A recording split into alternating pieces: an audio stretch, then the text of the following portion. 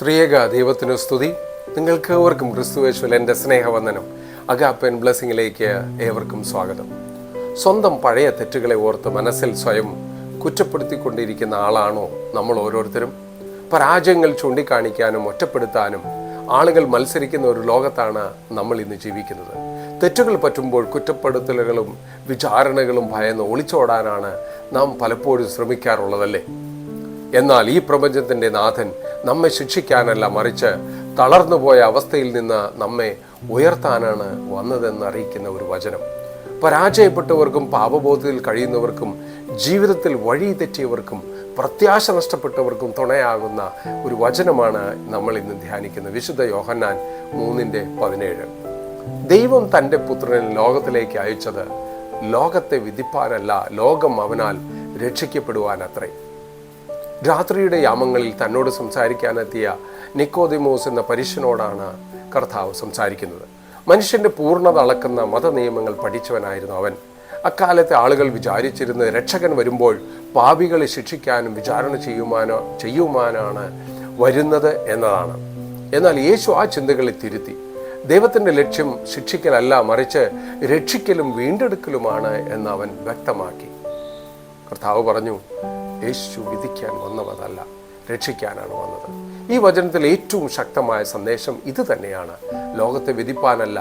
മനുഷ്യൻ തെറ്റുകൾ ചെയ്യുന്നു, പാപം ചെയ്യുന്നു, വഴിതെറ്റുന്നു, ചിലപ്പോൾ സ്വന്തം തീരുമാനങ്ങളിലൂടെ ജീവിതം തകർക്കുകയും ചെയ്യുന്നു. എന്നാൽ യേശുവിൻ്റെ വരവിൻ്റെ ലക്ഷ്യം നീ തെറ്റി, അതിനാൽ ഇനി നിനക്ക് പ്രത്യാശയില്ല എന്ന് പറയുകയല്ല, മറിച്ച് തിരികെ വരൂ, ഞാൻ നിന്നെ രക്ഷിക്കാം എന്നതാണ് സുവിശേഷത്തിൻ്റെ സന്ദേശം. നിങ്ങളുടെ ഭൂതകാലത്തെക്കുറിച്ച് ഓർത്ത് വിഷമിക്കേണ്ട. നമ്മുടെ ജീവിതത്തിൽ നമുക്ക് അഭിമാനിക്കാനാകാത്ത ചില കാര്യങ്ങൾ ഉണ്ടായെന്ന് വരാം. ചില തെറ്റായ തീരുമാനങ്ങൾ, ചില പരാജയങ്ങൾ, ചില ബന്ധങ്ങളിലെ തകർച്ചകൾ, ചില പാപങ്ങൾ, ചില നഷ്ടങ്ങൾ. പക്ഷെ നമ്മുടെ ഭൂതകാലം നമ്മുടെ ഭാവിയുടെ അവസാനമല്ല. ക്രിസ്തുവിൽ പുതിയൊരു തുടക്കം ഇന്ന് സാധ്യമാണ്. നമ്മൾ വീണെടുത്ത് തന്നെ കിടക്കേണ്ടതില്ല. എഴുന്നേറ്റ് കർത്താവിലേക്ക് തിരിയാം. ദൈവത്തിൻ്റെ രക്ഷ എല്ലാവർക്കും ഉള്ളതാണ്. വചനം പറയുന്നത് ലോകം അവനാൽ രക്ഷിക്കപ്പെടുവാനത്രേ.